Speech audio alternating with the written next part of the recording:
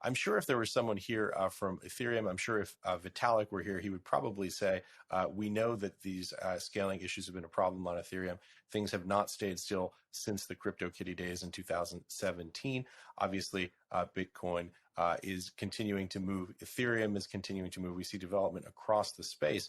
But give us a sense, and both of you guys just jump in and talk a little bit about what some of those technological drivers are that make, in your view, BSV the superior technology for micropayments. That's a great question. I think it has to do with like benchmarking in a sense. If you return to the white paper, the assertion in the white paper is that Bitcoin is actually more scalable than traditional payments. But I think that what we've seen over the last decade in crypto is that that assumption has been replaced, or that assertion has been replaced with the assumption that Bitcoin is not scalable, crypto is not scalable, and therefore kind of the goal is that, you know, traditional payments are really the standard when it comes to how efficient a payment can be. And the goal for crypto systems is to try and approach that standard of, you know, let's say like a Venmo type experience and that level of scalability. And so I think what a lot of companies who use Ethereum very well, and when I say very well, I really mean it. I think that they have harnessed a platform that is extremely not scalable and managed to make do with it. You can look at businesses like Axie Infinity with their Ronin sidechain. And I think that what these companies have been able to start doing is basically use something like Ethereum just enough to be able to sort of claim some of the benefits that come from using Ethereum, and then return to an architecture more similar to like a traditional payment system. But I think that what people have missed is that it's actually the architecture of Bitcoin that allows you to transcend the traditional payment system. And the best way to describe what that architecture is UTxO. UTxO system, as opposed to what the standard is for payment systems worldwide, which would be account-based systems. Let's just break in and talk about these unspent transaction systems, because I think this is an important point for people who may not be as familiar with the technology to understand. Bitcoin, it's a peer-to-peer electronic cash system. So it's kind of a weird name. It's not a peer-to-peer electronic payment system.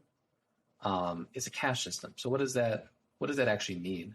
What is cash? Cash comes in these specific units, and when you make a payment in cash, you have to sometimes do things like, I give you $10 for something that costs $5, and you give me back $5 in change. So this is really different than how you would pay with a credit card, where I pay and my account gets debited, your account gets credited. And we never have to deal with that problem of making change.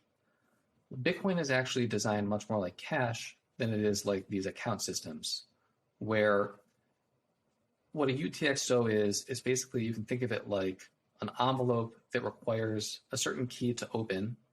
And once you open that envelope, you take out a certain amount of tokens which are contained in that UTxO, that envelope. And then your job is you have to assign each of those tokens to a new envelope. And so if I want to pay you $5 and I open a $10 envelope, I'm sending you $5 worth, and I'm sending myself into a new envelope that I control, a new UTxO, another $5. And maybe I have 1,000 envelopes that each have 1 cent. And in order to pay you $5, I pay you 500 of those envelopes. I open them up and I send you all the 1 cent. So it's kind of wonky in a sense. It's sort of, I think it's counterintuitive, because you would look at the account-based system and say, well, this makes a lot more sense.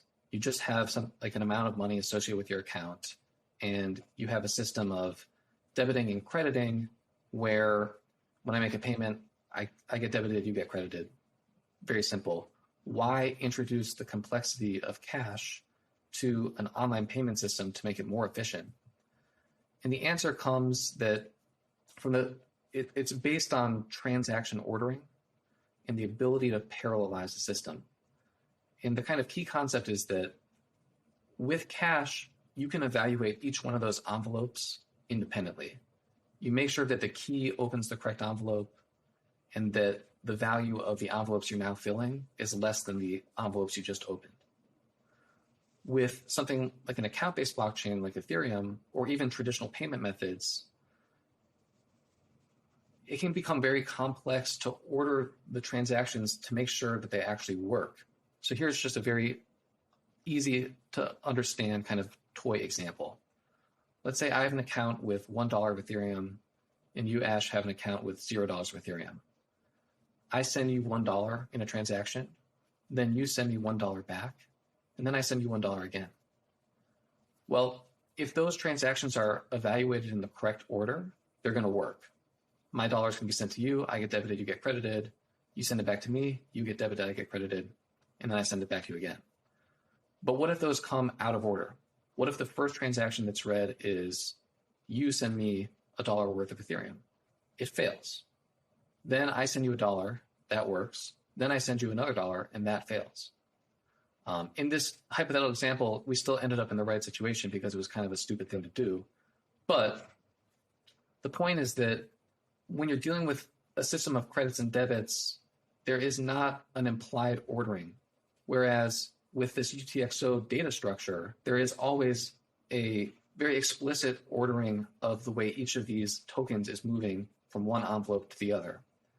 And that is really the key to scaling past where traditional payment systems were able to get to.